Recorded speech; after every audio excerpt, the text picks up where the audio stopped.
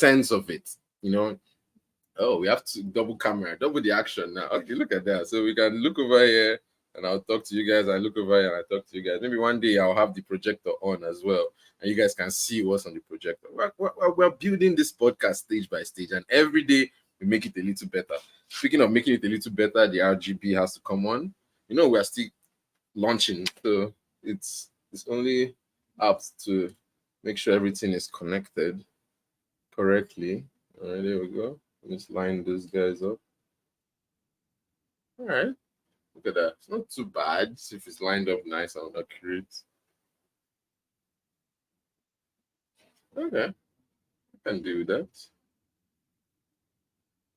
I think that's even better. Okay. So, ladies and gentlemen, as we are still doing in setup mode, we are waiting for our guests to arrive. We're going to try to define what breath is. Okay. Now let's go ahead and Google what breath is. Okay. This is, as I was showing, this is my podcast, FlyEd on the Wall podcast. I do want to show you the weights you guys can check on it. It's called the Eddy4ShoT's FlyEd on the Wall podcast. You guys should please like, subscribe. As you can see, we are live right now. So that's what you're seeing, but this is the old live, so I think I should refresh this page. Sharing streams purpose, stop sharing. I just want to refresh the page, that's all. What just happened? I don't know, it just went blank. Okay, so there we go. I think we're back on again. Oh, there we go. So this is the live stream that is on right now. This is the one where we are on. There's another one that is a pre-recorded live stream. It is my master class. I'm using this as a shameless plug. Okay, for you guys who are watching online, I am starting my OBS masterclass. I'll be teaching you how to do this. Okay, and basically to have a very good audio system, camera system, video system, able to communicate your intentions, and I'll be doing a masterclass involving all of that. Okay, so I would love for each and every one of you to join me, and we'll make it large, we'll make it big, we'll make it happen. Okay. So there we go. I don't know, one of my cameras looks shorter than the other one for some reason, but it's still a work in progress. Okay. Naturally, this one is a little bit higher, so I'm going to take it down a bit. So now they are kind of on the same level. All right. Kind of, but I'll take it down. And then move it up. Okay. I think that works. All right. So now we are centered. You know, everything is about videography, is lighting, camera, audio. You know, those things are very important. If you can get those three things down, I'm sure your audio and video system should be immaculate. I promise you that. So while we are waiting for our guests to arrive, I'm showing you guys my podcast and my YouTube video. This is the Eddy4ShoT's FlyEd on the Wall podcast. Currently, we are at the humble 158. This is great for me. As in, like I said, last year, I was in double digits, even single digits, honestly. I have a different account before I started the Eddy4ShoT account that has just 9 people. 9. I kid you not, 9 people only. Having more than this is like a great thing for me already. So, ladies and gentlemen, here we have it. Yeah, Eddy4ShoT's YouTube channel. So this is my YouTube channel. You guys should go watch. We're up to 464 videos now. Can you guys imagine that? 464 videos. So we are growing so exponentially. It's almost insane, you know. So, ladies and gentlemen, let's scroll down and see what I offer you guys. I offer you all types of shows, from football gaming to cooking shows to, you know, just straight up living life and how to make podcasts and how things happen. You know, these are my most popular videos, are the ones that have like a bunch of gatherings which I go to. So I go to these events and I cover them up at my with my camera equipment, and I publish them on my show like this, or I send it to the people if it's a private stuff, because I do weddings, I do birthdays, I do parties, I do podcasts, I do red shows, I do red carpet shows, I do interviews, I do in-house shows, I do private gatherings, I do all sorts of things. So you just hit me up, DM me, we'll talk. So as you can see, these are a bunch of my podcasts from the past. We can have International Flight, which was one of my most interesting podcasts back in the day, where we were getting 19 views. This was like 2 years ago. It was impressive for me. And so this is what we're talking right now. We're talking about 300 plus views. So that's like double, triple, quadruple the stage of this is like a max exponential increase for me, and I'm very, very glad and honored. Thank you, each and every one of you guys, for doing that for me. I really, really, really, really appreciate that. And the fact of learning all these things is so that I can bring you guys better quality things, and you guys will watch and be interested, and you can share with me the vision that I have for the future, which I think is an impressive one. All right, so I just helped my arm up with this stuff, cardboard that I have on the board, so it's helping my arm. All right, so here we go. This is a podcast. While we're still waiting for the guest, let's go ahead and define. Let's see if we can. It will show up. Let's go ahead and define birth. So we'll go to Google. What is this thing? Google. Google.com. On Google.com, we'll ask, what is birth? Because a big deal is knowing the questions to ask. If you don't know the questions to ask, you are gonna have a bad day. Now, why is my mouth? My keyboard not on? Okay. Let's try that again. Why is my keyboard not working? I guess the battery is down. I'm gonna try it again. So, what is birth? Question mark. So, according to dictionary from the Oxford language, Oxford language is like European languages. It says, and I quote, the emergence of a baby or other young from from the body of its mother, the start of life as a physical separate being. The man, he was blind from birth, as an example. Okay. There are other verbs that we can use which are similar, like childbirth, delivery, nativity, birthing, the patter of tiny feet, parturition. These are informal things that are close to it. Give birth to a baby or other young. She has carried him and birthed him. So these are ways to explain what birth is. Birth, in my opinion, is something very grand, and it is one that I have used in my podcast very, very greatly, because this is a birth of a podcast. We're growing. Well, this is a birth of a legend, and we're still growing.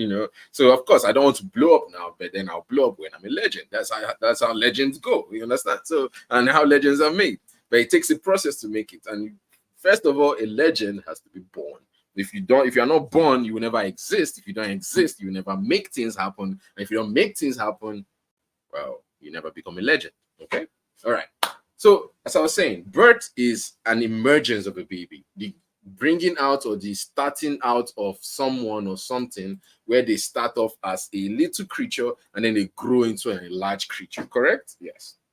Now, the thing that really baffles me about birth is we have different types of birth. I thought it was just one type of birth. A woman gives birth and then boom, babies arrive. But I am here to educate you on this podcast that there are several different types of birth. Okay, so you could have the normal delivery, or aka vaginal delivery. So I'll ask the question.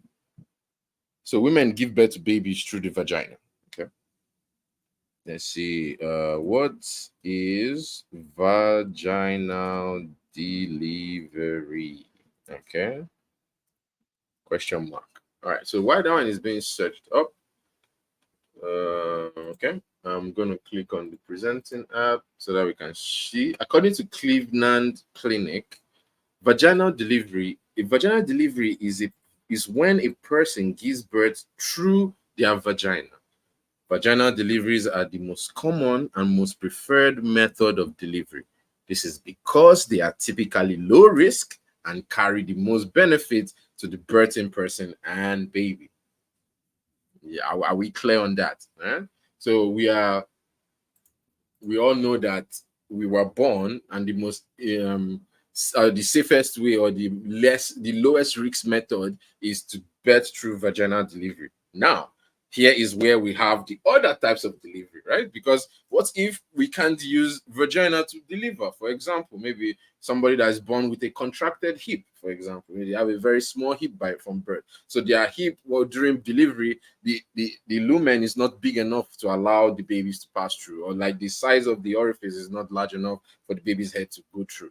That could be a reason. Number two, it could be like, oh, there is a placenta previa or eclampsia or something that's stopping the baby from being born, either from the placenta blocking the orifice or from the placenta being too large, or for the baby or the umbilical cord wrapped around the baby's head. So you could find other methods to, you know what, since I'm in this mode now, I think I should go professional, like. Bear with me, I'll be right back. Breaking intermission.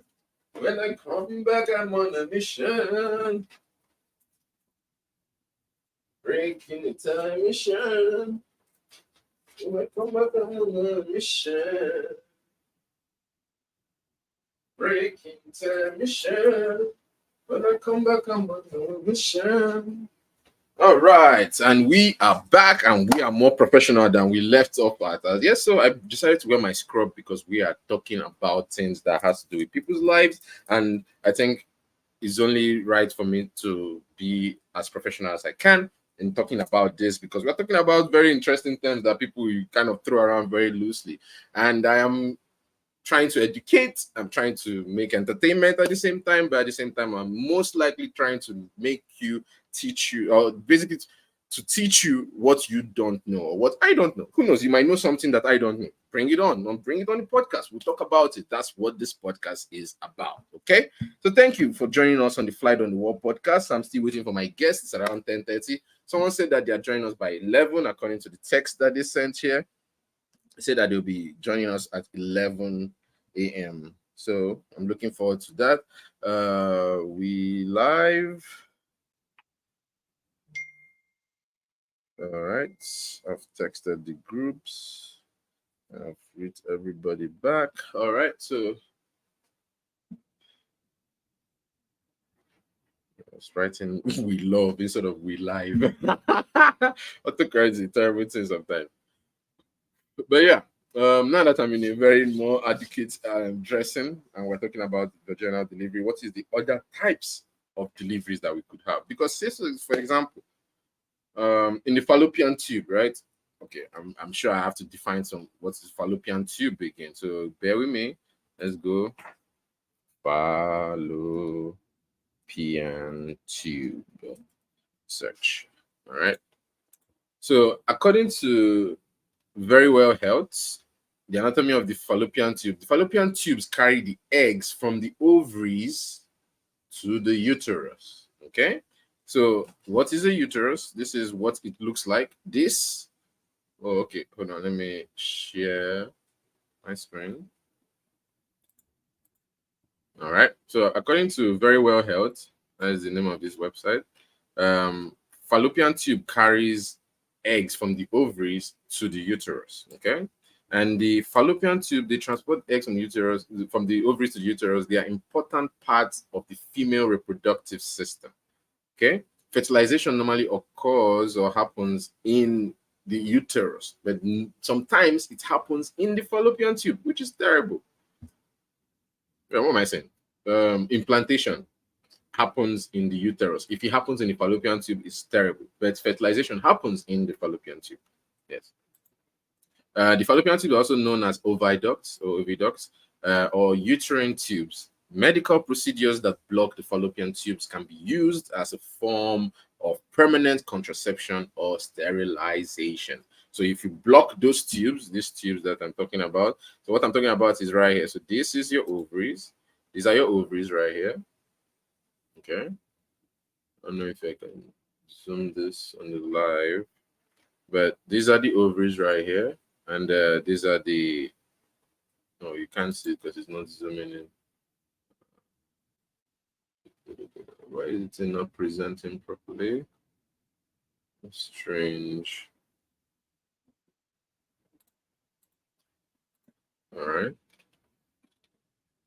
Anyways, so the uterine tube, I don't know, I'm having issues with this website. It's not letting me present their whole thing properly. So it's no problem. You know, that's why we have different other things to do, right? So here we are.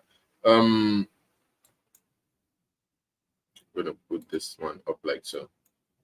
Okay, so the main goal of the fallopian tube is to transport from the ovaries into the uterus, okay? And that's where the implantation happens. It sticks to the wall. Now, after 9 months of implantation, the baby develops, or the fetus develops. It's a zygote fetus, then comes an a viable embryo, becomes a baby after a while, and then it's birth. After it is birth, that's when it's a baby. Before it is birth, it's not a baby. It's a fetus, or a zygote, or an embryo, okay? All right. Ladies and gentlemen, let's go ahead to talk about the cervix, okay? So I'm going to change my camera now, put this one up because I don't know why it's not letting me present this one properly. There we go. It's presenting, but it's not presenting as well as I would like it to. The last thing it showed was the fallopian tube. Oh, this is a whole different page. That's the reason why. I see. Okay. All right, so we're back on the page I'm supposed to be on now. All right, so this is the fallopian tube. This this little tubes right here. These right here, these are the fallopian tubes. And this one right here, these are the fallopian tubes. So they lead into the body of the uterus, which is right here. Okay. So the body of uterus, the egg will implant itself somewhere on the edge here, and then they develop, and then they swell this entire sac up, balloons up to like maybe 2, 3, or 4 times its normal size. Yeah? It's like that big. And then after a while, the head tries to force its way through here, and then come out through the vagina and birth. Okay. All right. So now that we've gotten an idea of what the fallopian tube is and what the uterus and the process of birthing is, now we're going to talk about the different types of birth. So you can have a surgical birth or a cesarean section when they open up the uterus or the body up. Instead of going through the vagina, the baby is exhumed or removed from the belly or cavity. So there's a laparotomy of some kind. They open again, access into the uterus, and they remove the baby and they clip the umbilical cords and separate it from the mother. Now, all this time, the baby is not separated from the mother. So the baby or the zygote or the embryo is still connected to the mother physically. But once you open it and you bring the baby out, it is a baby, or zygote out, it's a baby. And then you can now go ahead and clip the umbilical cord. Sometimes there's a reason for this. It could be that the baby is in breech presentation. B-R-E-E-C-H, breech presentation. That means the baby is either upside down in the uterus. So normally a baby, or if zygote, when we are about to give birth, when the baby is fully formed, ready to come out, or about to be expelled, or during miscarriages, the head usually is pointed head down. Okay, so the head of the baby is pointed down towards the ground because the head has to come out first, and then the body kind of wiggles out underneath, because the head is the largest part of a baby usually. The head and the shoulders are usually about the largest part of a little born baby. You know, the baby, like most of the weight is on the head. The legs are kind of these tiny little wiggly things. Now, in other cases, in a bad case such as a breech presentation, the baby or the zygote is rotated either 90 degrees, 180 degrees, or some way away from the normal line of expulsion. Okay, and what happens is when you now try to have a baby in that position, you could have the legs bend all the way to their faces, and then like the hands stretch all the way like this, and the baby comes out and the legs are broken and deformed. It's completely traumatic to both parties, mother and zygote and baby. Okay. And a very big information that I want to pass on with this situation is that you could have a lot of issues. Yes. So, ladies and gentlemen, I want to know if everybody is live with me. I don't know who else is on the line with me. So please, I'm going to ask questions in the audience. Hello. Question from me is, what is a fallopian tube? Question mark. All right. So you guys should go ahead and answer that question in the chat. Let me know if you guys like it. And something's wrong with my camera for some reason. It froze there for a second. All right. So if you guys are liking what you are seeing, I want you to go ahead and hit that like and subscribe button, because this allows me to know that you guys enjoy this and you like seeing it every week. And it allows the algorithm to actually know that this guy is doing his job and he's doing it well. So if you guys like what you're seeing, go ahead and give us a like. As you can see, the internet likes what you're seeing, and they give us a explosion. I want to let's give us a like. Can you give us a like? Give us a there we go. We got a like over here. Eh? Cool. All right, ladies and gentlemen, thank you guys for joining me. As I said, I'm waiting for my guests. Where are they? I'm gonna give him a call now. Gonna give them a call. Why are they wasting time? Listen, listen.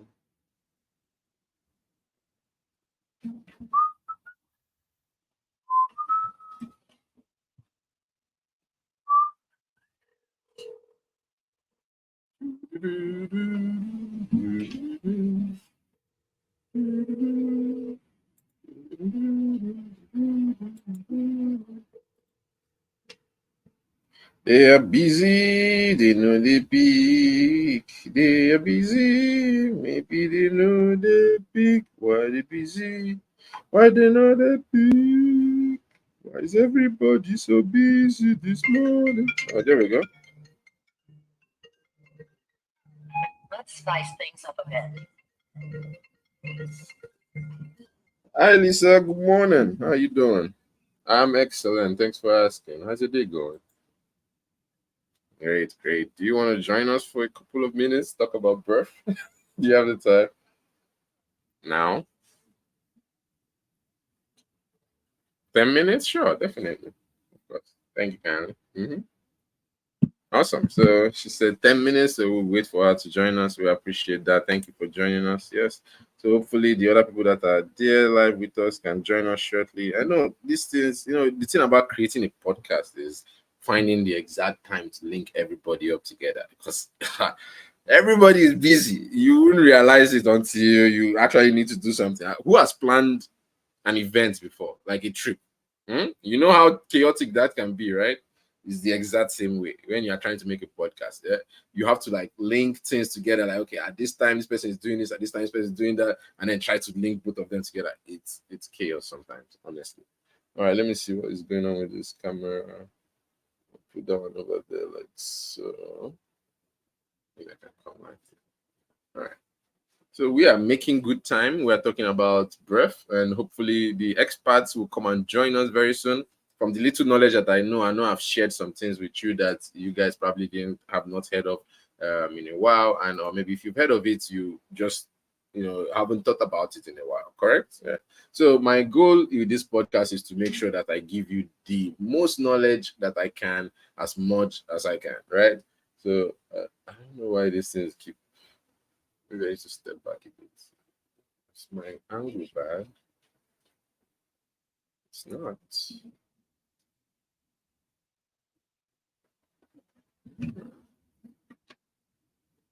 Someone needs to see the screen more than me. Okay, there we go.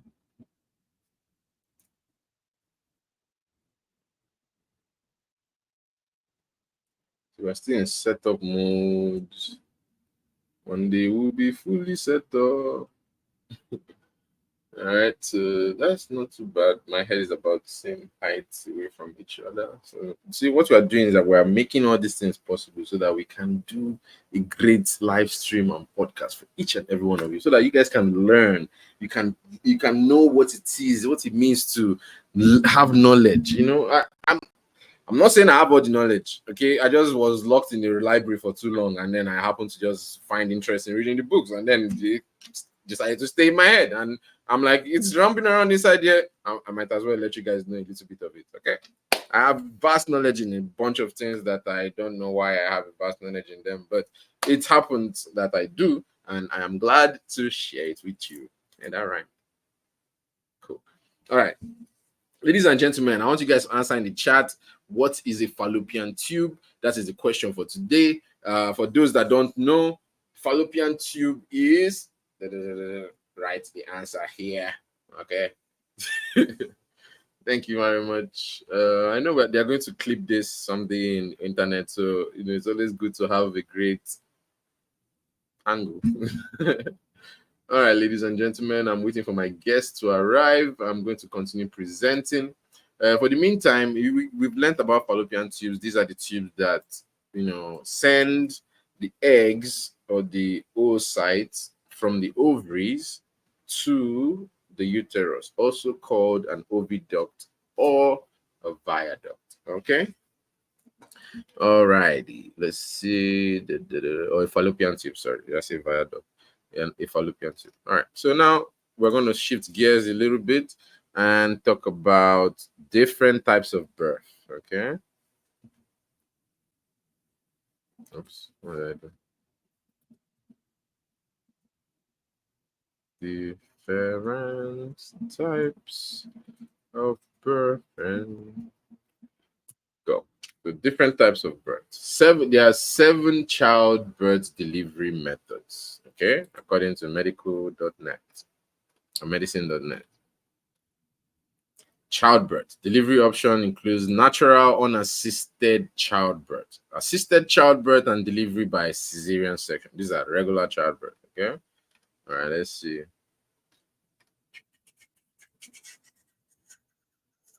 Oh, so there are 3 types. So there's the unassisted, there's the assisted, and then the delivery by cesarean section or cesarean surgery. So there is a unassisted, that is the mother is doing all the work, only her.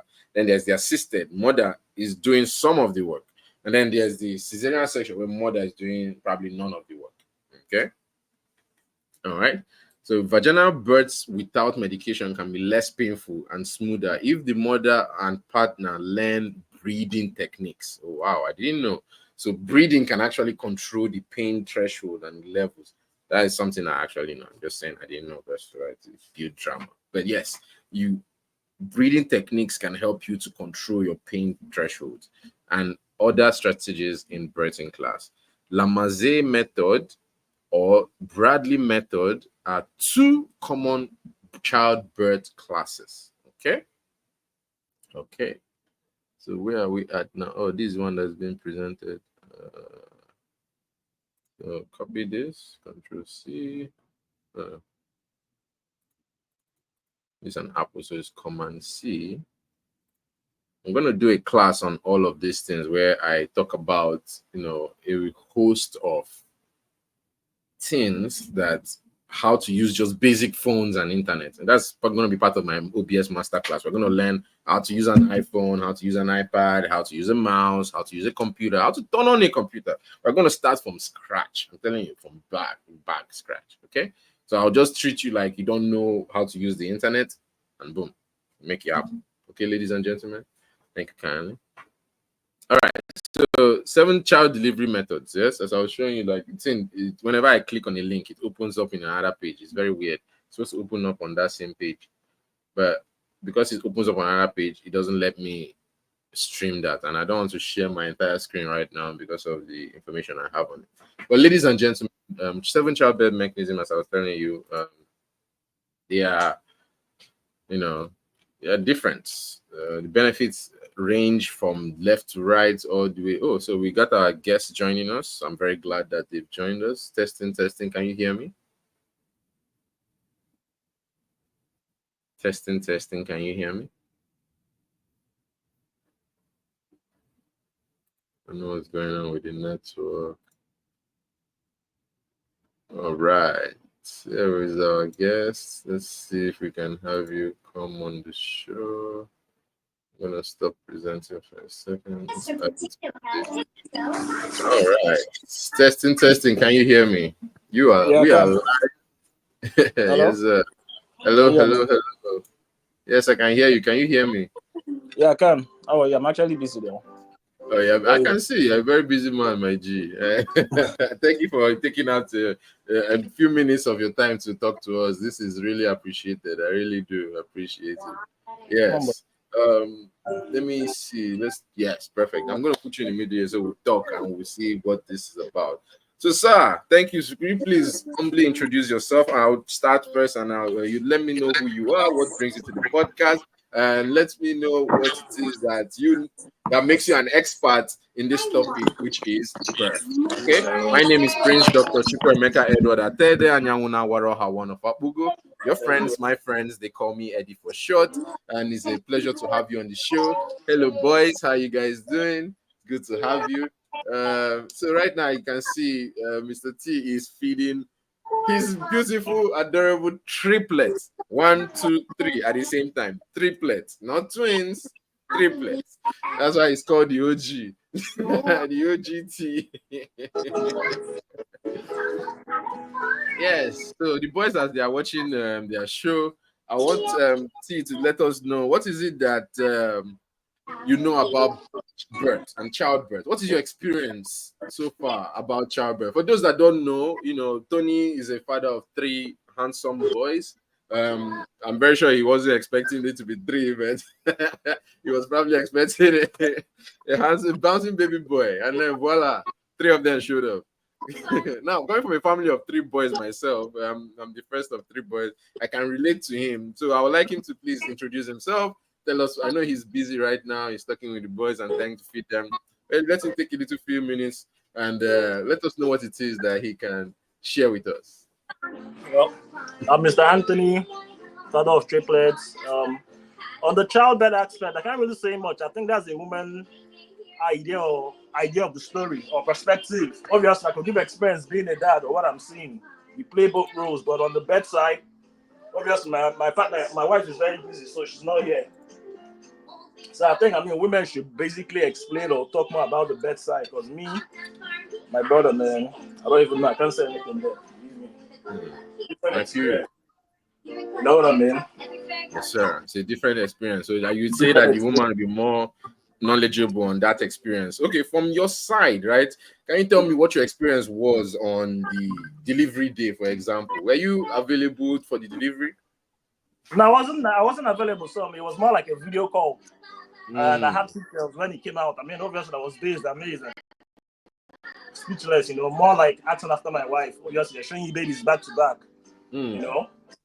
But big experience. You have a shock of your life. You're traumatized. You're having flashbacks, thinking. That's not true. being there. Not being there is the most difficult thing, because mentally, psychologically, you're gone. You know what I mean? I get you. Definitely, I get you. Yeah. So, not being there kind of played a big role for you, right? Yeah, man. But like daily activity, this is me daily. You know what I mean? There's no man role or woman role. You just need to fix it. That's true. That's what you guys. I love the fact that you guys work hand in hand together, making sure that this is achieved in as best as possible way that you can make it happen. And you guys are literally blazing through. You're a role model for most women, I must say, and family and couples, knowing that you guys are doing your best with 3 boys who are rowdy. They are growing, they are learning, they are probably as chaotic as one can expect. What has it been? What's the biggest change you've noticed since birth till now? You don't have your life anymore. It's more like for the kids. There's no life anymore for you. Just give up. You know what I mean? Let's be very realistic. Yes, sir. The kids your first. life becomes for them. Huh? Even anything, your life anything becomes for them. Ahead is for the kids first. Like, know you, forget you. With our friendship, you should know now. Even when I come to visit you or do stuff, you should know how I am. Yes, sir. It's not like that anymore. I agree. Babies are here. You gotta take care of them. You have to be thinking. You'll be like, oh, have these babies eating? Or they probably woken up right now. For those people, For those people, like, oh, it's nice. Oh, you had your. I would love to be in your shoes to have my baby once. Yes. I hope you have the money and you have the mindset to have your baby once. So not just. Please tell them about the milk. Tell them, yes. Speaking of about if they are ready, tell them about the milk, please. 3 boys. I want to have my baby once. You can't do it. It's not easy. Real talk, man. Can you tell them about the milk, please? Milk. Yes. You mean presently or diaper change? Which one is the milk? Okay, the difference between when they were first born till now. Okay, now they're obviously eating different foods, right? So it's not like just anything you eat, they eat. They're eating my food, breakfast. You have an idea. That's what I mean. That's how. Yes, sir. They're eating your food right now. So okay, The fact that you're eating your meal right now, my question is the milk that you are able to use, like the comparison, how much milk did you use per day for these kids Wow. or per Then there week? was I think that was when they were about 8 months, 7 months. They were taking a can a day, one can a day, One can of milk a day. and that was like $21. $21 can of milk a day finished. Multiply that per week, multiply that per month, multiply that by 3. Mm-hmm. One can a day for three of them when they were about seven Oh, months. Yeah, okay. Wow. But that's still a lot. That's still a lot of this yeah, thing $21. finished. Are you kidding me? Wow. Yeah. No, it's really impressive the fact that all of these amount of how will I say milk was But let me used, say was that used now. in Diaper, time. yeah. Because those boys eat. Diaper of 127, it stays about week, like 5 days.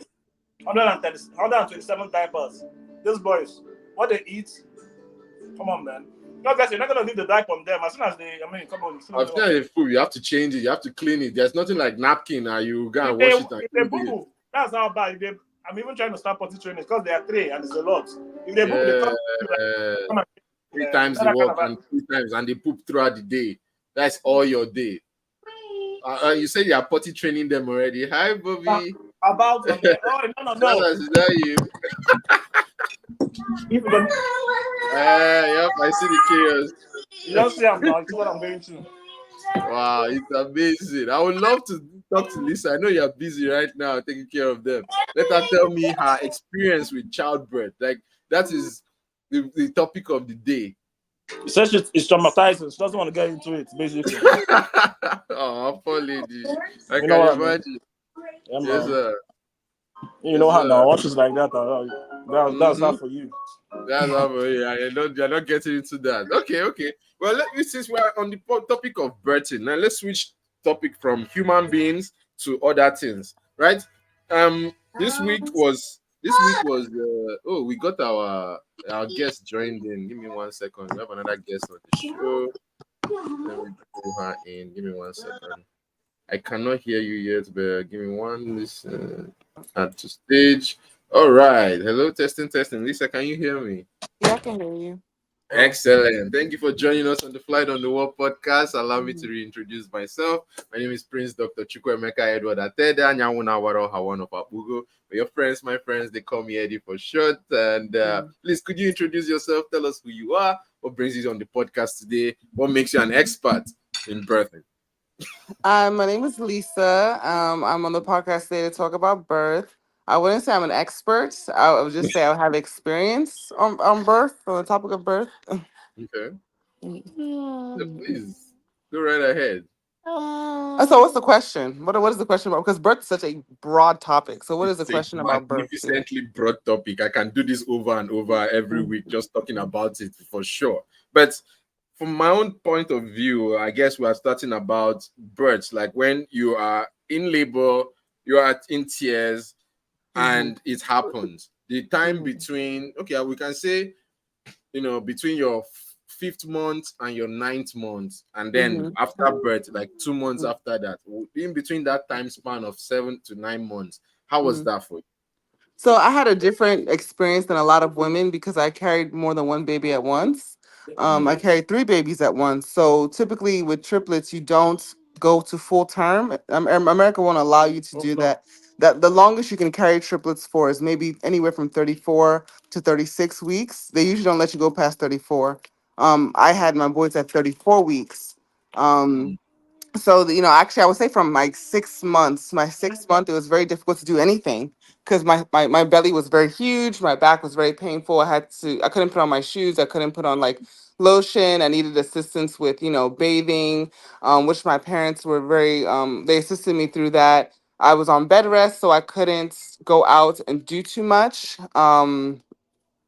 Um yeah, I was on bed rest, so I couldn't go out and do too much.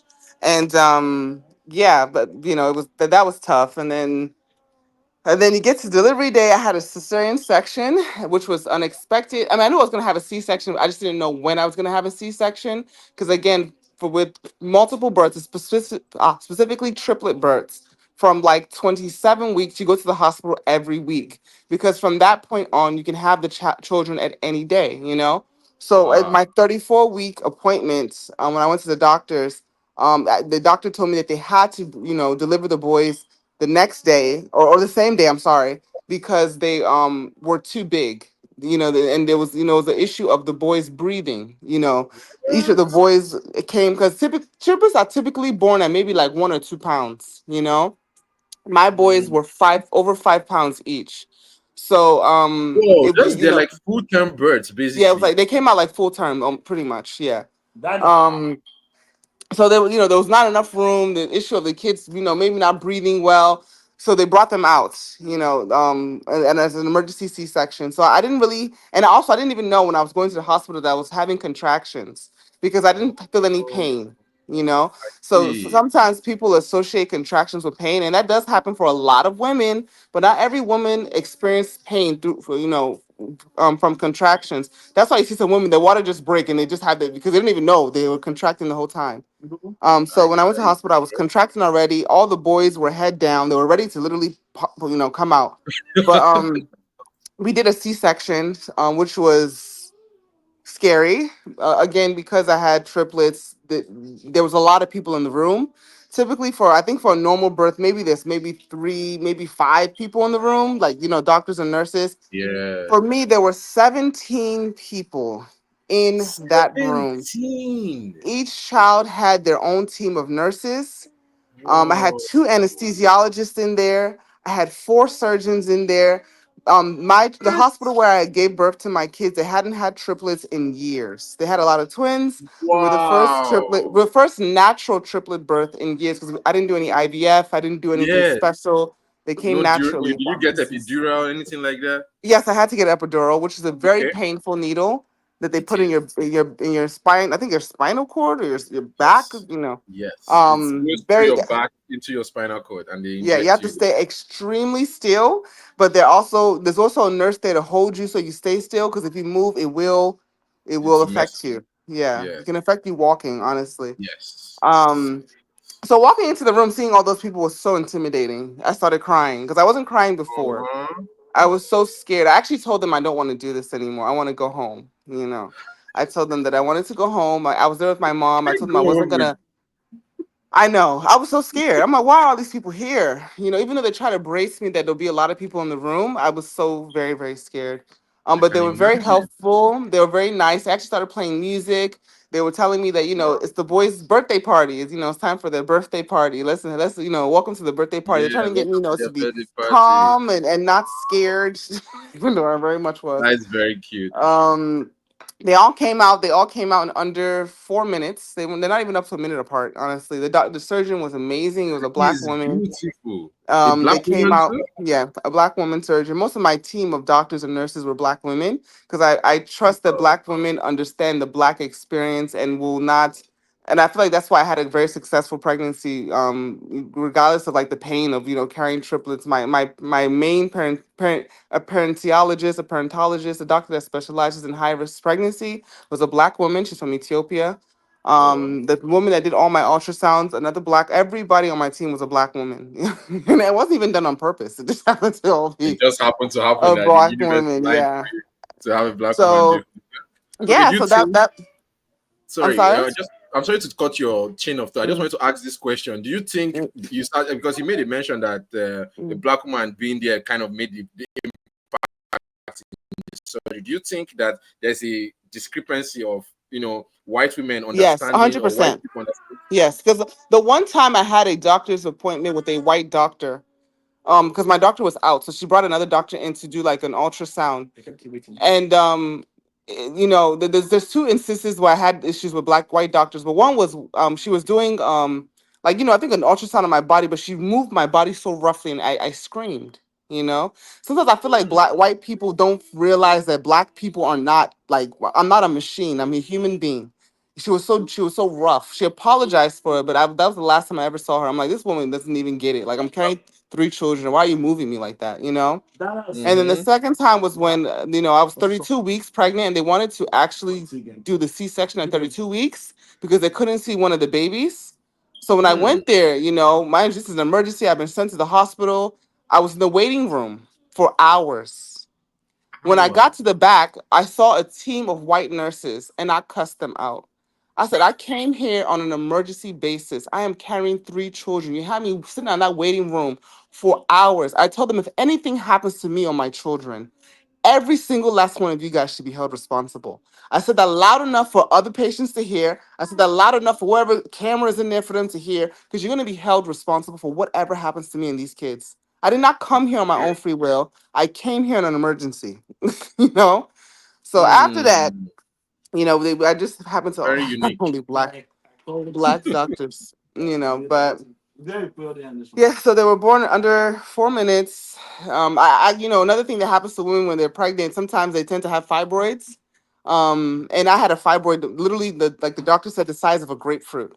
But she removed it after after she delivered the boy. She also removed the fibroid as well, which was very kind of Wow. her to do. She That's didn't tell very me she nice. did it though. She told me the next day. She came and told me the That next day she that she like, did. oh yeah, by the way, we took out a fibroid That's from you. literally how she said it. Oh yeah, by the way.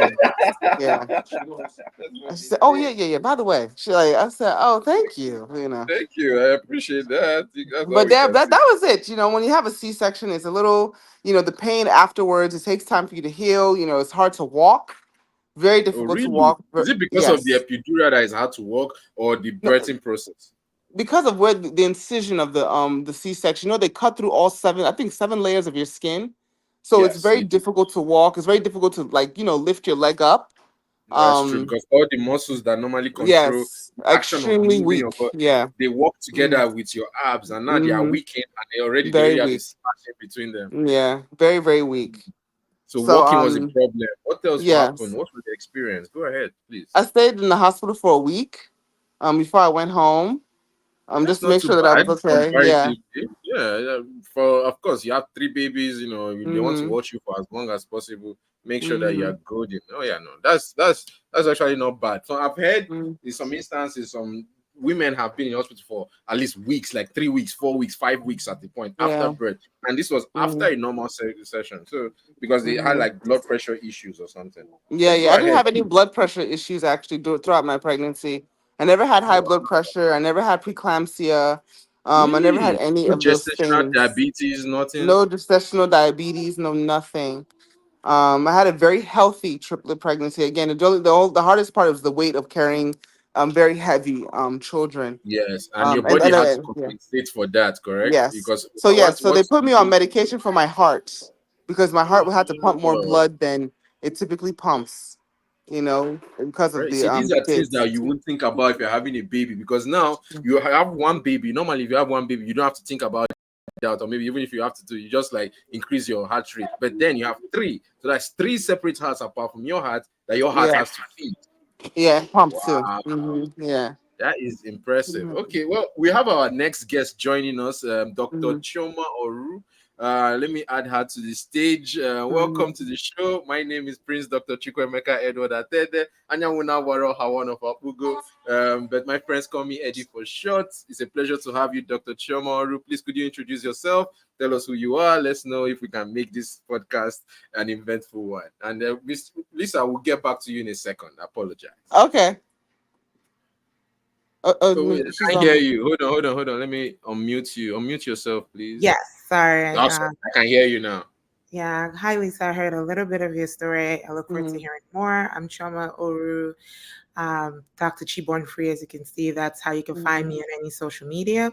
I'm a political scientist. Mhm. That's what my doctorate is in, but I'm also a postpartum doula, and Mhm. I support families navigating health and Mhm. education systems. That is Okay. my public policy commitment. Mhm. Mhm. It's very nice to meet you. Nice to meet you. Yes. So please, we'll get back to you, Miss Dr. Cho, Miss Dr. Oru. Forgive me. I'm Mhm. just yeah. I'll get back Mhm. to you in a second. Let's You just Lisa call me Chava, yes, Chava. We'll get back to you, Chava. I want to be respectful. Okay, give you accolades. You work for your postdoc. It's definitely important. Yes. Yes, Chama and Lisa. I would like to continue. Tell us a little bit more about your story. I know Choma is just joining us. She probably didn't hear the first part of it. If there's anything you want to touch back on, of course, you can go and watch it again, watch the podcast and see what happened. But if there's anything you want to touch back on and continue your story, don't let's not break your line of concentration and thoughts. Oh no. I guess my next part of my story was going to talk about the whole postpartum experience. I think that Perfect. childbirth is hard. I think that carrying a child and pregnancy is hard, but I don't think people place enough emphasis on how difficult postpartum is. I Mm, remember when I was carrying my children, my doctor was very concerned about my postpartum experience. And I didn't understand why, because I feel like maybe it's social media that has people looking at postpartum like it's a walk in the park. So I wasn't sure why she was so concerned about me, especially mentally, on how I would cope with, triplets. I didn't get it, And then honestly, after the first week of them being home, I saw why she was afraid, honestly, and very, very concerned about how postpartum would be for me. And again, social media has this idea where postpartum lasts maybe 6 weeks or a month or two, but the I've reality heard of that. it typically lasts years. It takes a long time for a woman to come back to even thinking maybe half of what she was before she had a child, because I went through postpartum depression. There was even a time where I went through postpartum psychosis. And I had never heard of what postpartum psychosis was until I was in the middle of postpartum psychosis. I had three children. They're crying all the time. They're up at all different times. I'm not sleeping. I literally was not sleeping. I had to stop breastfeeding because I couldn't, you breastfeed around the clock. So I had Yeah, to wake up to breastfeed. I had to stop it because I'm not resting. You're not you're resting. You're not not thinking resting. straight. So there was literally times where I didn't know the day of the week. I didn't know. I didn't. I Wow. remember one time I had to go to the hospital because I fainted, and the doctor asked me, "Do you know what year it is?" And it took me a while to really recall the year. The first year I said was the wrong year. So Mm, it's postpartum process is extremely dangerous, and I also see why it kills women because it distorts your thinking. It can even distort your reality, what you think is real and what you don't think it's real. There were times where my parents would literally come and take the children from me at night because your mind is distorted. You're not there. You're there, but you're not there. I thought pregnancy was hard. I even thought childbirth was hard. Well, postpartum was really a part, even though I'm like 2 years in postpartum now, but postpartum was really a part of fighting for your life. You have to fight for your life. And we don't emphasize that enough. And I have friends now who are mothers now, new mothers, and they're going through very postpartum and in very dark places. And I'm trying to be there for them as much as I can because again, no one talks to us about this. So when we see it, it's a shock to be in a position where you don't feel like yourself. And now yeah, you have a baby you have to look after, and you yeah. don't even know how to even look after your own self. And you the know baby is like crying all the time, and you're like, yo, I've never finished taking care of myself. I have to take care of exactly. you, Because they're and not then they don't they're babies. They can't think about that. They can't think they about can't. you. They can only think about themselves.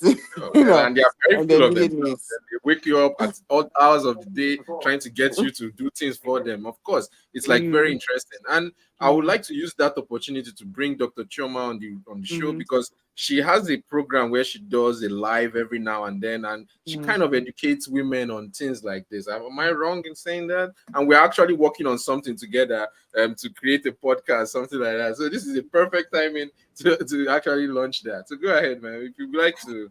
Yeah, no, so thank you again, Mhm, Lisa, for being vulnerable and sharing mhm, your story. I forgot to even say that I'm a mother too, right? I have mhm, two brilliant sons. They are 11 and 13. So I will mhm, say this, that in terms of the mental health journey, it just switches up, and every stage you have to reset and adjust to the stage that your child is in. And that's part of why my commitment is to postpartum. I love birth doulas. I had a birth doula when I birthed both of my sons. I think they're amazing. I think they're critical. I had natural births. I don't know your actual birth journey and birth experience.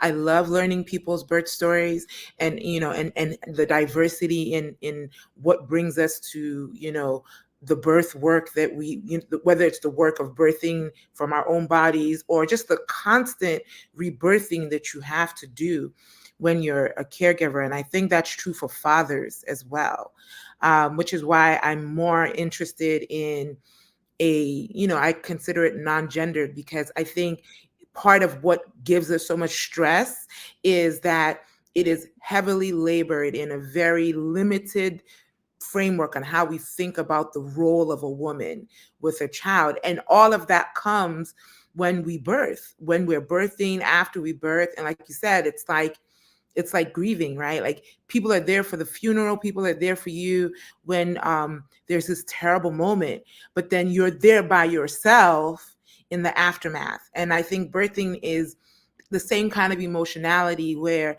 people can visibly see you're going through something when you're pregnant. And they can be, there's a lot going on inside of you and outside of you, but there's just also more awareness to that experience.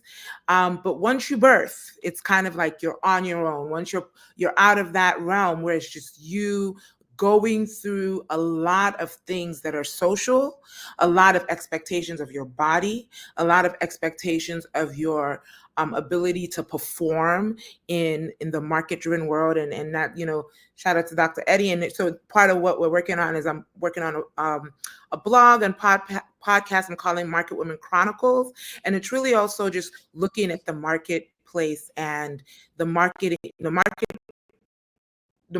value of mothering. And mothering, again, I look at it from parenting period and caregiving period. I'm looking at how fathers impact the household, how mothers impact the household, and how the economy of that matters. And I think that at the root of a lot of these issues, which is why my foundation is political science, is that I look at how people are living their lives, right? Like there are a number of perinatal conditions. I'm glad you noted that it's not just postpartum depression. There are a category of psychoses that people go through. There's a number of pre-existing mental health conditions that get exacerbated by your mother work. And that, I think in 2024, these things are starting to come into focus because of COVID. And COVID has made mental health something that everybody kind of has to deal with. We've kind of gone through this collective trauma. We've kind of gone through this collective experience. And a lot of people birthed during COVID, and their experiences, my goodness, I look forward to watching the COVID babies grow. Your kids are too, so you had COVID babies too. I look forward to being in community with you. I mean, when you say you support other mothers, other people going through this journey, I think that's exactly what we have to do. My children are autistic, both of my sons, and so that also adds, a different layer to the work that I do, and my level of understanding and my level of knowing that disproportionately the caregiver is under more undue stress if your child is coming through the NICU. And if you had triplets, your children most likely went through the NICU because they had to been born, a bit early to be able to sustain in your body. And that NICU experience gets so undervalued. I didn't have a NICU experience, but I am in community with many that do. And then for those that discover different conditions as the children age, as they go through the different developmental stages, those are also stress factors. Those also change your economic outlook. Those also change how you engage with child rearing and just the politics of mothering, what kind of school options you have, what kind of healthcare options you have, how you're going to survive is going to be dictated heavily by the health status of your child and yourself as the caregiver. So, that's my commitment. Like I said, I am a political scientist, so everything I do is really about how, not just the social determinants of health, but the political determinants of health. Right? Like how the politics of our time, and by that, I mean the policies that inform what we do and how we live and who are making these decisions. And knowing that, I'm heavy on democracy, right? And how we can make everything more democratic.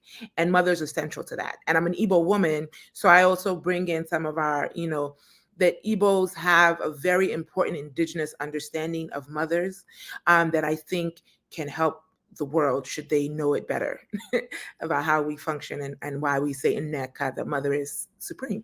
So That's me. Beautiful. Thank you so much for that marvelously elaborate explanation of what it is to be a mother, and basically all the gifts that comes with mothering and how to make mothering profitable. Because we have to make money somehow. If you are, you have to. So you don't have to mute yourself, because this is not really like a monologue.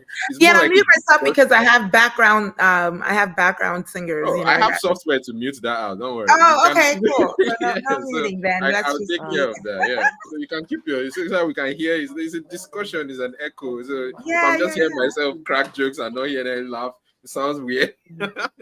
But yes, so I don't mind. And also hearing the kids in the background is a blessing.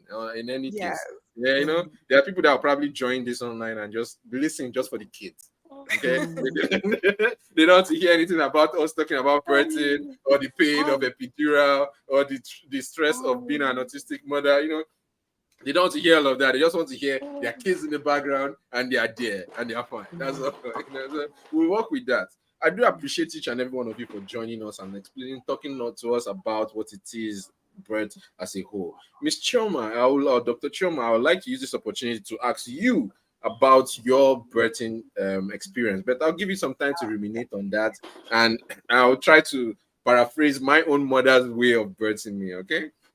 So once upon a time, I was born. Yes, I was this creature that was created, marvelous amongst the heavens, and sent into my parents' life. And when I arrived, the whole world rejoiced because I was born. And yes, that's what the story that I was told. That's why they called me Chukwuemeka. Yes, God has done awesome, and they named me Anyawuna Waroha, the eye of the sun who watches over the earth. Why? Because they thought I was this epic being, and maybe I'm hopefully living up to the expectations. Talk about pressure from your family.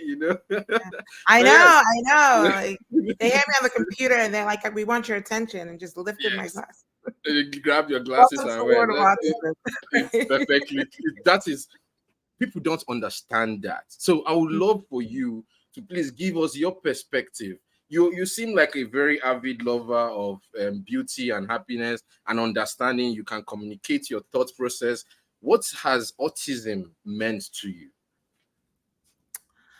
Autism is, I look at it that we all have different neural maps.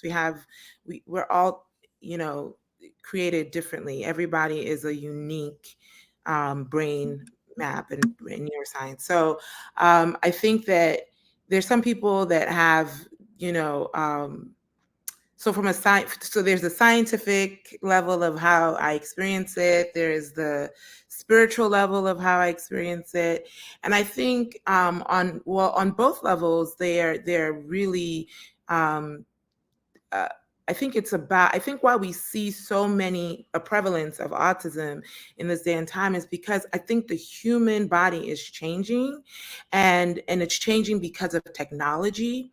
It's changing because we're inputting things that our ancestors didn't input. We're creating things, and our bodies and our sensory experiences are changing, and it's absolutely changing the birth process. One of the most important people that I think I came across when I was pregnant was Gabor Mate. He's a Jewish doctor from uh, Canada, I believe. I think he was like born during the Holocaust, but he focuses a lot on the mother and the mother's relationship to the child and how it informs like how people deal with traumas in their life, how they deal with addictions in their life, how they manage stress, what kind of hormonal distribution occurs. And it was really important to participate in lectures that he offered, and he's very popular on YouTube, so look up Gabor Mate. And this was even before I had my first child and before my child was born autistic, because I already knew that I had traumas. So again, part of my postpartum commitment is knowing that, like, wow, a lot of things come up for you when you're pregnant. A lot of things are going on in your body when you're pregnant. If you did not resolve, what happened to you, whatever happened to you, is gonna come up when you're having a child, and when you have a child, and how you deal with that, how you manage that. And I think autism kind of is a product, unfortunately, of all of that reconciling happening in the body and how the body is engaging. And I'm not blaming mothers, and I don't think Gabor Mate blames mothers, but it is scientifically a fact that it is the in utero experience that first regulates a child's hormonal distribution, right? What they have access to, how much, how high is their cortisol level, or how low are their endorphins? Like what is their access to dopamine? These are the things that really determine what we're going to need when we come out in the world and how we're going to survive in the world. And everything else we do, they say after the age of 3, is really just more of restoring, because by 3 years old, the mind's map is already kind of set, which is why, as a political scientist, I am very, very a strong advocate of getting yourself and your children evaluated and receiving early intervention services, because those are the things that I think Black and Brown families do not have easy access to, but are critical to have a winning edge in whatever it is. I think, something maybe not so controversial is that I think that we're all neurodivergent in different ways. I think that there is no normal. I don't think anyone is normal, or whatever we ascribe. Normal is a social concept, and it has nothing to do. It's why how many standard deviations from whoever set the norm is. And so autism kind of breaks the mold, because by the time this generation of 1 in 5 are adults, Gen Alpha and Gen Z really take over, everybody is going to be neurodivergent. Just looking at the numbers. So then the definition of normal is already shifting in our own lifetime.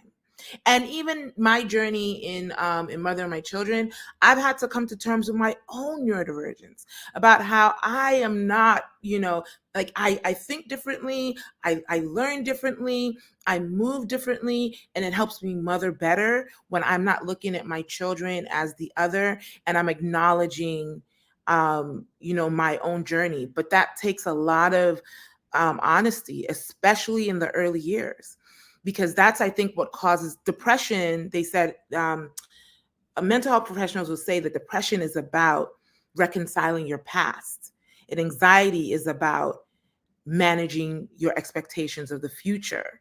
So when we have these prevalence of depression, it's obvious to me that it's because we have so much unreconciled past. And when you're birthing, and when you're a mother, and when you have children, you have to confront that, or it is in your best interest to confront that. And if you don't confront that, your bloodline will suffer. And I'm saying that dramatically, and I mean that. Like, we set the pace for generations in front of us. I look at my relationship with my own mother and all the things that we have to now remother ourselves. Having lost my father, may his soul rest in peace, is that experience becomes so important, because how she mothers, how I mother, is going to set the pace for our bloodline for at least 7 to 14 generations, as some people would believe. So, I said a lot about autism, but I also try to tie in mothering. I'll say this about my birth experience. I had beautiful birth experiences because, again, I'm a super organizer, and I brought that into the process. I had a doula, I had a midwife. I started out with the OBGYN and made a decision very quickly to switch to the natural birth. My oldest is 13 years ago, 14 years ago. This was the time when Ricky Lake was making this documentary about, just again, the politics of birthing. This is even before Serena Williams and all the numbers we're seeing now about Black women being disproportionately impacted by the healthcare system. And so that's why maternal death rates are so high. That's why our postpartum needs are highly unmet. And even postpartum, I think of it as perinatal, because it's a holistic experience. There is no, once you're pregnant, whether you birth, you are going to have a post-birth experience, right? Whether you effectively have the child or something happens along the way, you are always going to have a post-birth experience, because nothing is going to take away that from your body. You are always going to have that as part of your your physiology, right? Which is why it's very important to make that decision with the most consciousness. And so part of me making that conscious shift, and I'm not recommending, I work with doctors, I love doctors. But I think that when it comes to birthing, there is a unique benefit of people who are centered in the actual mother experience. And that's why doulas and midwives have this very, very important value right now. I consciously made a decision to go that route. I have no regrets. I didn't do epidural. I didn't, I didn't birth at home. I birthed it at a birth center. Well, the first birth I had to birth in a hospital because my blood pressure was so high. My body was, just again, I was going through so much. I was going through so many emotional things, having, had, early life experiences that were coming up that were impacting how I was doing. So my blood pressure was really high during my first birth. My second birth, I was able to have a natural birth in a birth center. Both births were natural. Both births were delivered by midwives, and I had doulas present. The difference being who gets to be in the environment and how you get to control the environment. I was so lucky. For anyone who is in the doula world will know, and in the DMV area will know the name Claudia Booker. I was so fortunate to have Claudia Booker as my doula at the time. She was still trying to be a midwife. She passed away in 2020, but she was a lawyer a judge who became committed to the birth process, and first started her journey as a doula and eventually became a midwife. In some ways, I feel like, my life is going to go down that path as well. And I had her literally manage. So think of a doula as your producer, right? A good birth doula and a good postpartum doula is somebody who's tuned into the experience and can help you shape it in the way that you have already kind of preemptively decided what you wanted it to be, however you wanted it to be. You can have a doula and your OBGYN. You don't have to have doula or midwife. They're not a package deal. And many What does hospitals doula are stand for? investing in doulas now. What does doula stand for? Doula is an ancient Greek word that literally means servant, right? You are in I felt service. like I was like the service and like servitude. Like that's what doula sounds like to me. Okay, Some go will ahead. say slave. Some will say a slave, right? Like, but as a Black person, I think of it in a.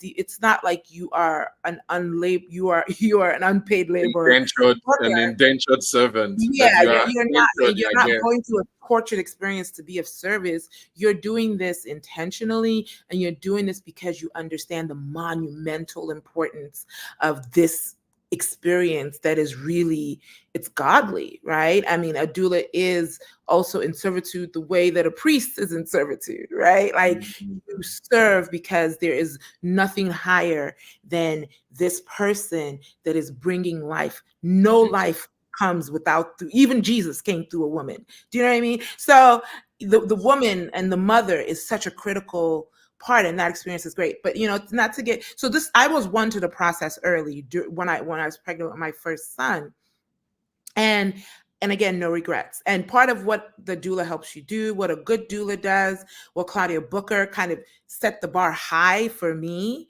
was that doula is your producer. Not only helps you manage your medical experience and like your awareness to what's happening to you medically, and there's a lot of things happening to you medically, and we trust our medical professionals to support that. But what the doula helps you do is process that and process what that means. And a good doula will also help you deal with your emotions, so you're not shocked when you are hormonally wired all over the place in that postpartum experience, where you're then kind of lifted off to somebody like me who's like, hey, the party has really just got started. You thought the party was during the birth? The party is not during the birth. The party is in the aftermath, whatever that aftermath may be, whether it was a miscarriage, unfortunately, whether it was an abortion, that happens, whether it was a stillbirth, or now you have this new baby, and whatever that new baby comes out, a postpartum doula is critical to helping one reconcile and produce that next chapter, whatever it may be. And I was fortunate enough to be surrounded in community of people that helped me understand not just the experience of birthing, but the politics of mothering. So, yeah. That's beautifully said, my dear. Thank you so very much. And I appreciate you for bringing this information for people who don't know, who are actually getting ready to give birth. There is a way for you to mitigate against these issues that arise after birth, even during birth or even before birth. Okay, so this is a beautiful podcast for us to have an avenue to tell people about these things that they probably don't know. The thing about learning and being smart and getting knowledge is that we tend to forget where we came from, the ignorance that we were wallowing within and swimming in. And when we finally alight off the ladder and we dry ourselves off in our enlightened state, we look back upon people and like, you know nothing. And we fail to recognize our own blindness, that those people cannot see, and we are here shining light on them and calling them blind. Well, they can't see it in the first place. So I'm very glad we have an opportunity like this that we can share our minds, share our thoughts, share our knowledge, and educate people in vastly entertaining ways that kind of makes them revel in our knowledge. I'm very glad about that. Lisa, I always also want to bring this back to you. There's something that she touched on about trauma. Dr. Oru talked about trauma and how these internal pains and all these internal injuries and all these internal things, even our environment, affect not just our body, but our genome. And then we pass those things on to our children and their children's children. So I want you to touch on if there's anything you know about generational trauma. If there's anything, my idea of generational trauma, I can give you an example. There was a study that was done in the Netherlands. Netherlands in Europe, they did a study in Norway with the soldiers at the point during World War II. So 1942, 1945, they got the information from all the soldiers because they are very, very anal about getting, for lack of a better word, getting the soldiers' information, who registered, who stayed in, what they did, and they monitored them for 50 years. And what happened was that they found out that yes, those people that were in the war suffered some type of problems, this type of post-traumatic stress, the other. Some of them gave birth to children after that, and their children were born with schizophrenia, higher levels of schizophrenia, higher level of diabetes, higher level of hypertension, higher level of dissociations and fear and anxiety, and it showed up in the next generation as well. So there was this link between direct war for a generation and indirect suffering in the next generation and the generation afterwards. And so that's why I want to see if you know anything or two about this generational trauma. You can unmute yourself and let us know. And then Dr. Oru, I'll give her a few seconds to tell us what she also knows about generational trauma. I love this podcast. I'm moving. So yeah, I know that generational trauma is a thing, and I know that when you're carrying children, it can affect you.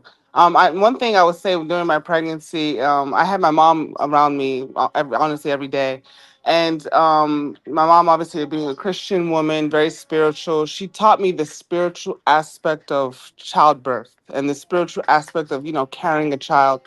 And she was very, she informed me on the idea of be careful of what I took in, be careful of who I brought around me, be careful of the energy I even entertained, because all of that affected the child in your womb. So I saw that aspect of it, and because I saw that aspect of it, I was very careful with how I. What's so interesting about my twins? This is random, but I have triplets, but two of them are identical. And That's the interest. Yeah, very when unique. one when one cries, the other one will cry, even though there's nothing wrong with the other one. Huh. The They twins. think they're twins. It doesn't matter.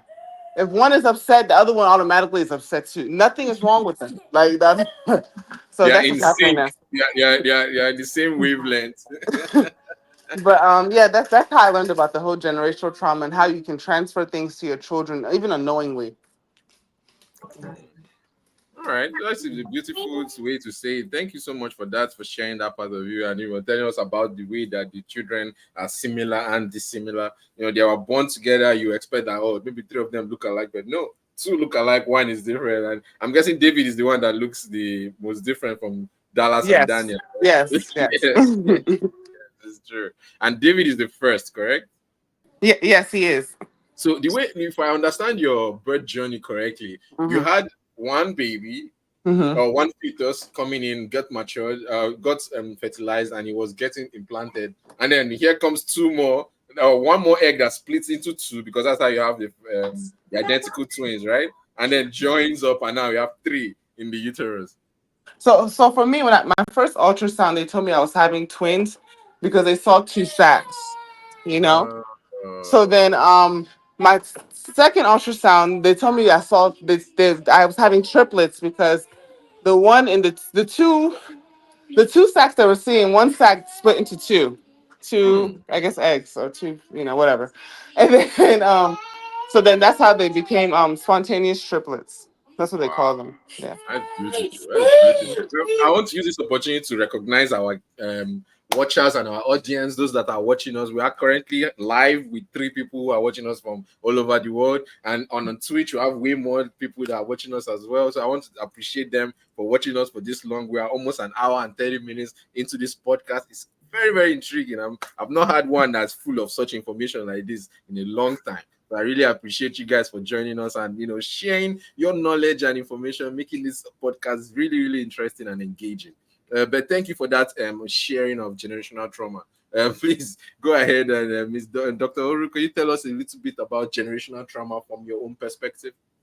Well, I mean, you brought up that magic word. It's epigenetics, right? The epigenome theory, it's groundbreaking. And I believe the first time I heard about it was when I was a grad student at Howard University. And it was told to me, even though I have not really gotten the true truth of this, but that the person that kind of started it, initiated, that kind of broke ground on this study was a Black woman, and that she was a Howard woman. And I don't know that for a fact, but I definitely, I haven't had time subscribe to that. You subscribe to that too. So I really need to be able to say her name. We should be able to honor that this came out of that knowledge. Of no surprise to me, because again, I would say this: my dissertation was on the rape crisis in the Democratic Republic of Congo, but it was in advancing a theory of matriarchy. And matriarchy is a concept that I learned reading the works of an anthropologist, an Igbo woman. Her name is Eddy Attah-Edeh. And the way she explains it is that part of why sub-Saharan African societies, or particularly she looked at Igbo society, but not just Igbo society, were so hyper-democratic, was because of the value we ascribed to motherhood and mothering. And when I finished, almost done. Okay. You hear it live. I hear it live. This is the beauty of Look, I've taken their mama away for the past almost an hour. They are like, hey, what's going on, man? Things have to happen, mom. So, but the basic, just to kind of keep it quick and short, is that rooted in that concept of matriarchy is the realization that, or the understanding, the ideological understanding that the mother is central to all of society, right? That mother is central to how we make decisions. This is why inheritances in most matriarchal societies were passed down through the mother. I want to tie that into this generational mapping. And I don't necessarily believe in generational curses. Even, I'm a Christian and I know we're obsessed with generational curses. I do think we have generational experiences, and they end up showing up either as traumas or as gifts. There are things generationally that we pass down that become gifts. Like, why can't, you have you have a family where you have 3 generations of doctors. How does that happen? It doesn't happen by luck. It happens because there is some kind of there's some kind of mapping that is passed down. The Black woman who's ascribed to epigenetics, I think, is also kind of a little bit aware of the weight of why matriarchy was the way to go in our ancient times, is because we realize that in utero, that, and it's not just the mother, by the way. I think epigenetics also is attributes of the father. And how does the father contribute to this? What he's given into when he's given the sperm, that comes with historic knowledge. That comes with all of him and all that he went through. So both parties, it's not just on the mother to be healthy and to keep the environment pure, right? Except that his job is done at the time of conception. So choose your mate carefully, right? Choose your mate well. And I say that without judgment as a single mother, having now in retrospect, having to make, I say that very clearly. I'm very honest in my communication, because why not, right? That it's that choose your mate carefully, choose your mate intentionally, because again, they are going to contribute through their genetic composition to the sperm. But then the mother's contribution is not just through her DNA, it's also through her experience in the birthing process. As you said, Lisa, were you stressed, right? What are the stress factors? When we look at somebody as highly successful as Serena Williams, having, terrible birth experience, almost costing her life. We can't just attribute that to, failures of the healthcare system. I would love to know, what were those 9 months like? Those stress factors were not set at birth. Those stress factors that lead to these high maternal rates are set throughout our entire birthing experience. And of course, we don't live in a world that recognizes that did what the ancient Igbos did, which is make that experience as sacred as possible, to make all social decisions kind of be obsessively around this one moment, right? And then that everything happens. We didn't have, ultrasounds and all this pre-knowledge. It was really about prayer, and it was really about just honoring that this person is bringing new life, and this new life is going to impact everything in terms of social function. Epigenetics only gives us another way of understanding that very basic thing, right? That how we experience, how we create life impacts how we experience life. And so I don't look at it from a curse, because I don't think that just because one comes in or has bad experiences, or may have a bad birthing experience, or may have all these post-perinatal conditions that happen, that becomes, that sets your faith, because the environment always changes throughout life, right? And so I don't look at any of these things as like, I don't look at it fatally. I'm very optimistic. No matter what I'm confronted with, no matter what the next person is confronted with, whatever mother or family that I'm working with, whatever diagnosis or prognosis that they have, that they experiences, people who birth when they have cancer, people who birth when they have different conditions, no matter what is happening, you can reorganize your DNA. You can reorganize those trauma infects. You can reprogram. But you are coming in with a program. And I think the sooner we acknowledge that we are programmed, and that program has impact for generations, if we don't get in front of it and reset and remap and refocus and clean our environment and clean our minds and clean our bodies and focus on our relationships, that these are not just hocus pocus things. These are things that determine how this world is going to go. So.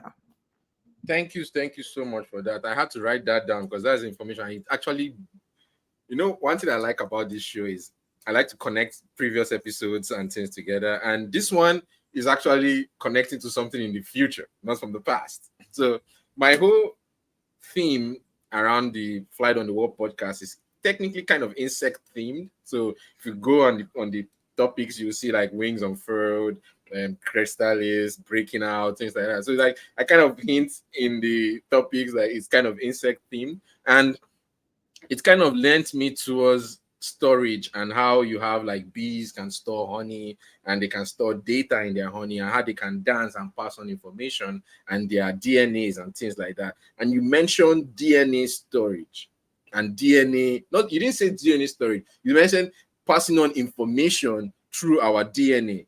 And then another thing you mentioned was fixing our DNA, realigning it, reconstructing it, right? Like basically trying to arrange that we can remove those traumas from our DNA and keep only the good ones. And that led me to a rabbit hole where I was researching about a couple weeks ago on fixing our DNA. Have you heard of cymatic resonance? No, I get the feeling I have a lot to learn from you, but no. Say that word again. I don't want to forget it. Cymatic resonance. It has to do with Cymatic sound resonance. and resonation. Oh, okay. So have you been in a church or in a place where people are singing, and at the point you can hear like all of them kind of sing at the same tone, where it goes like, oh, Jesus, oh, yeah.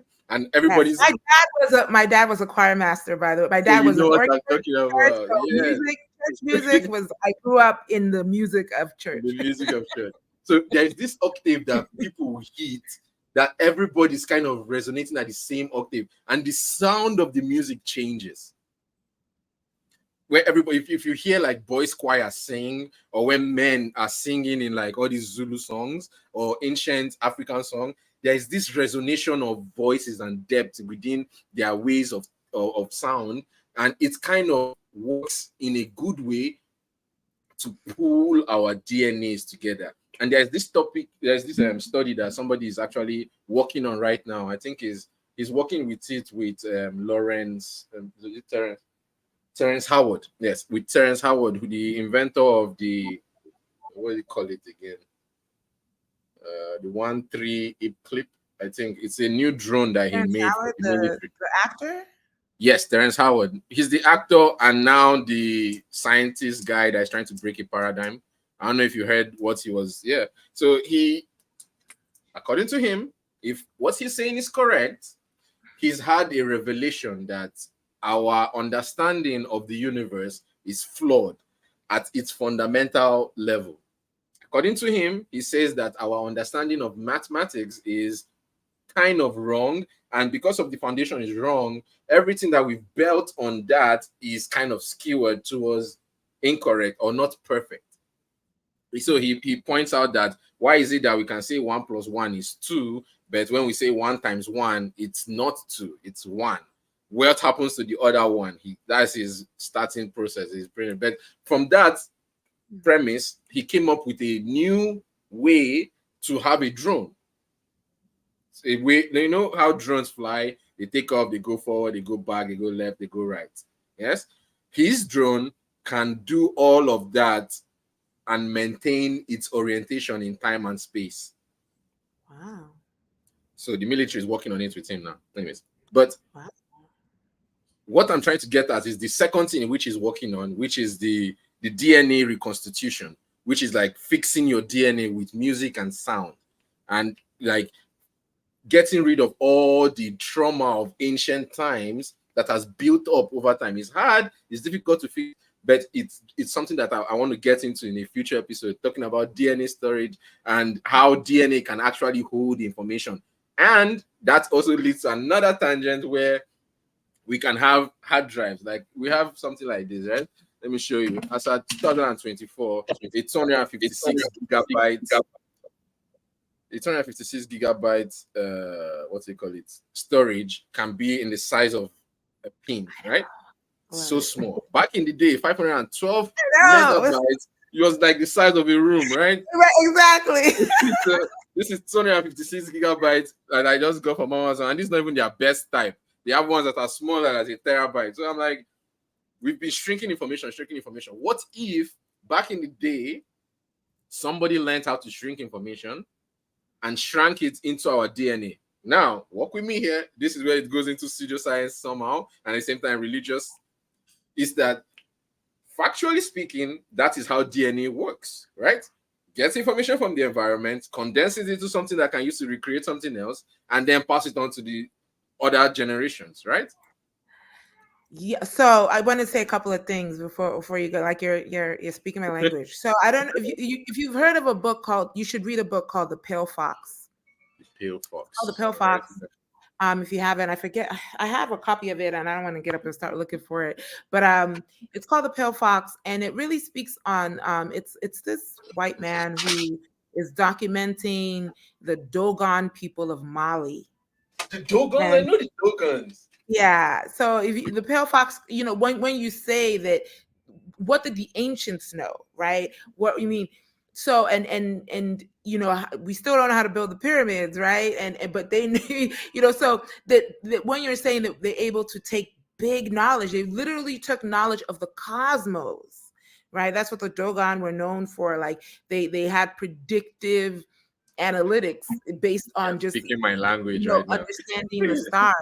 And we haven't even caught up to all that they knew. But you know, all that geeky stuff, you can check out the Pale Fox and all that goes into that. But the part about the music I think you'll find interesting is that I did my master's thesis on documenting the war songs of Biafra. Right. Whoa. And part of, you know, again, like I said, my dad being, you know, music was always part of my life. And he was a Biafran soldier. He fought in the Biafran War.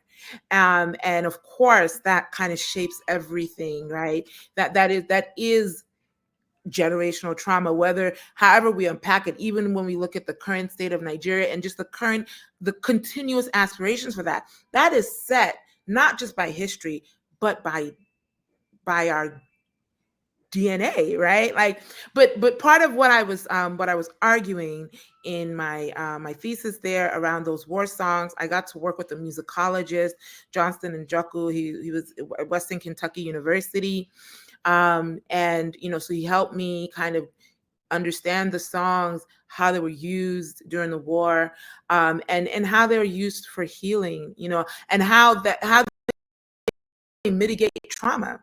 And so like my theory at that time, my dissertation theory was on matriarchy. My master's theory was on place of memory, right? And that's actually what led me to matriarchy, was like, when we is a French theory called Léo de Mémoire. So music, right? Music carries in it, I mean, first of all, you have to, your vocal cords are not yours alone. They are your ancestors, right? Like how we speak, it's such an amazing thing when you look at people who are, my children's grandmother, she's an African-American woman. She's a professor.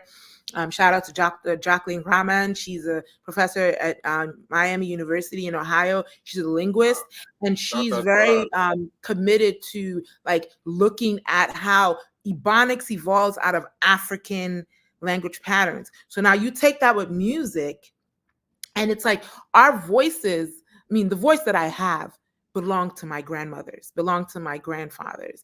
And when you sing, when you emote, they can heal you because you are actually tuning into things so deep in you, things so much before you. And when my big assertion from that is that those war songs that I grew up, I mean, I realized later that not everybody grew up learning the Biafran songs, but I learned those Biafran songs because my dad was a was in the boys' company, and he sang some songs, but I don't know all of them. But yes, I don't know all of them, but I know that, I went on, I studied, but like I'm saying that those really help with keeping the emotional memory of liberation. And I've projected that, what the Igbos were aspiring for is not different from what so many people who are seeking liberation, and how that makes me sympathetic, how that makes me, as a politically minded person, understand better. And it started with music, at least for me, right? And music, your voice before you sing, as you talk, even if you can't talk, your voice there. And we could talk about the spirituality of different disabilities, and when we have ability or inability to do something, what that's giving you as your life lesson. I love all of that, which is why I start with the birthing experience. But music is deep. So as you go down the rabbit hole with that, keep in mind that it's very much linked to this genetic composition. Nothing we do with our sound, particularly with our voice, is yours alone. It belongs to your ancestors. I agree. Ladies and gentlemen, thank you so much for this show. This has been greatly impactful beyond all reasonable doubts in information dump and knowledge. I cannot lie. I need to do this more often with both of you especially, you will know what you know your stuff and you know what you're talking about. So please, I would love to have this podcast again, maybe later today or maybe even next weekend. We can do it again. It's up to you, or however time we show. But honestly, this has been greatly impactful to me and to everyone who has listened. I'm sure, like, I'm getting text messages saying this educational stuff is awesome. Like, it's literally on the board right there. Like, the educational stuff, kudos. Keep it up, Eddie. I'm just getting like likes and this thing from you guys just sharing your information. Like, she knows what she's talking about. That's what they're saying over there. But hey, I can only shout too much because it's you guys that are making it possible. All I did is just create the topic of what is breath. Ladies and gentlemen, so I would like to use this as an intermission stroke pause of this part. We'll call it a part one. How about that? We can come back. Lisa, do you agree? Are you still on the line? Lisa, are you there? Yes, I'm here. That's fine. Yes, if there's anything you want to share, let's use this opportunity to share your social medias, share how they can reach you guys. If there's something you want to bring forward to the environment, because I'm using this opportunity to launch that podcast with me and Dr. Oru. We're going to be talking about micro women. How do you say micro women? Market Women Chronicles. So we're chronicling the story of, the marketplace. And at the center, they say, or Ifya Madume in her understanding of matriarchy, she says that, the father is the head of the family in the ancient Igbo understanding, but the mother was always the head of the household, which is why it was the mother that really where you inherited your land, your house, your home, and if money is if cash is king, then land is queen, and we're just gonna go from there, take it from there. Okay, awesome. Could you please tell us about your social medias where people can reach out to you? Yeah, so like I said, I do the Wednesday lives. I do a Wednesday live stream on Instagram. I come there sometime between noon and 4, depending on the day. So you can always catch me at Dr. Chiborn Free. So you see that's my name there. I'm on all social outlets. I'm on X. I'm on Instagram. I just started a TikTok. I haven't actually done TikTok, so I don't really know this technology, which is why we are now going to be best friends. That's why I'm here. Allow me to help you. That's why you're here. That's where I come in. Okay, I'll help you guys create your social media awareness, and then you just use me as a conduit to the world. I'll take that. Yeah, so but you can find me Dr. Chiborn Free in all outlets. Yeah. Thank you kindly. How about you, Lisa? How can people find you? Is there anything that you want people to know about? Is there anything that you find interesting? Let us know. Not really. I guess but I guess my Instagram is Ada_Mbise. I don't really do too much on there, but yeah, that's about it. I don't use social media. You should start a book. If you're not going to do social media, you can start a book or a blog or a vlog talking about what it is, your experience with triplets. That is going to be beyond anybody's experience, because you are born in a position where you have the technology that you can spread to massive amount of people. So this is the first of its kind. So I think it would be interesting for you to do something like that. I can help you start it as well, the same way I'm helping Dr. Oru start her podcast. So just let me know. We'll work on that. Okay. All right, perfect. Use this opportunity. Is there anything else? Shout out to the audience. We have people that are watching us. Some people have watched us. Some of them have tuned out now because they know we're coming to an end. It's usually 10 till 12 that we host the program, and those people that come in, they come in bright and early. They listen in, and they all the way. As soon as they're ready to go, they're out. So I want to use this opportunity to say thank you to each and every one of them for joining us. Thank you to my guests for joining me. This has been amazing. Without beyond all reasonable doubt, I have absolutely loved every moment of it. Please, this is an opportunity for you guys to do the same. Oh, you've reached Eddie. Good morning. You are live. Exactly. They don't want to be live. So please go ahead, Dr. Oru. Is there anything you want to shout out to the audience? Tell them thank you for. No, thank you. I mean, just again, thank you. Stay tuned. I hope you follow me, especially on Instagram if you find me, and lots of content coming down the pipe. So I also have a nonprofit. I have a nonprofit organization, and so we do things in the community. And so anybody that's in the DMV, please stay in touch. and stay connected. Sounds great. Thank you so much for that. Lisa, anything about you have a non-government organization too? No, but thank you. But thank you for having me. I need a woman. Thank you all so much for being on the show. I really, really, really appreciate it. I'm going to turn off the live now and then we'll go. All right, let's see. Yep. Let's set an outro video. How about that? We'll do a countdown and this set an outro. All right. Thank you all so much for joining me. Once again, Thank I really you. appreciate it. Yes. Once again, my name is the Prince, Dr. Chukwuemeka Edward Attah-Edeh. Anyawuna Waro Hawan of Abubu. But your friends, my friends, they call me Eddy4ShoT's. And I was live with Lisa. I'm sorry. Go ahead. Go on at the time. Choose person. Chi, Lisa, which one? Okay, C comes first. Go ahead, Chi. All right, Dr. Chiborn Free, Chioma Oru. Right. And Lisa Awesome. Kara. Thank you so very much for joining me once again. I really appreciate it. Have a beautiful rest of your day.